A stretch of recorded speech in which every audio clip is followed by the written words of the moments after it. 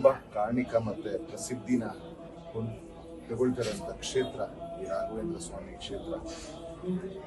ಇಲ್ಲಿಗೆ ನಾನು ಈಗಿಂದಲ್ಲ, big boss ಹೋಗೋದಕ್ಕಿಂತ ಮುಂಚೆನೇ ನಾನು ಇಲ್ಲಿ ಬಂದು ಏನು ಸಂಕಲ್ಪಗಳನ್ನು ಮಾಡ್ಕೊಂಡು ಹೋಗಿದ್ದೀನಿ, ನೆರವೇರಿದೆ. ಮತ್ತು ಇಲ್ಲಿ ನಿಮ್ಮ ಮನಸ್ಸಲ್ಲಿ ಯಾವುದಾದ್ರೂ ಆಸೆಗಳು ಅಥವಾ ಸಂಕಲ್ಪಗಳಿದ್ದರೆ ಇಲ್ಲಿ ಬಂದು ಕಾಯಿ ಕಟ್ಟಿ ನಿಮ್ಮ ವ್ರತ ಆಚರಣೆ ಏನಿದೆ ನೀವು ಅದನ್ನು ಮಾಡಿದ್ರೆ ಅದು ನೆರವೇರುತ್ತಂತ ತುಂಬ ಜನ ನಂಬಿದ್ದಾರೆ. ಅದಕ್ಕೆ ಸಾಕ್ಷಿನೇ ನೀವು ನೋಡ್ತಾ ಇರೋ ಈ ಹರಕೆ ತೆಂಗಿನಕಾಯಿ. ಸೊ ಆ ಭಗವಂತನ ಅನುಗ್ರಹ ಆಶೀರ್ವಾದ ಸದಾ ನಿಮ್ಮ ಮೇಲಿರಲಿ, ಹಾಗೂ ನಿಮ್ಮೆಲ್ಲರ ಪ್ರೀತಿ ನಮ್ಮ ಮೇಲಿರಲಿ. ಜಯ ಮಹಾಕಾಲ್. ಎಲ್ರಿಗೂ ಒಳ್ಳೆಯದಾಗಲಿ. ರಾಯರಿದ್ದಾರೆ.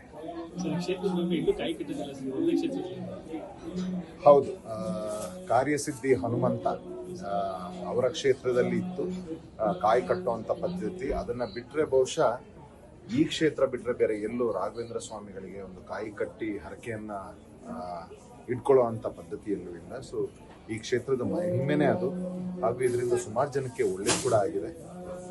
ರಾಯರಿದ್ದಾರೆ, ಇದು ಒಳ್ಳೇದಾಗಿದೆ. ಜಮಾಗ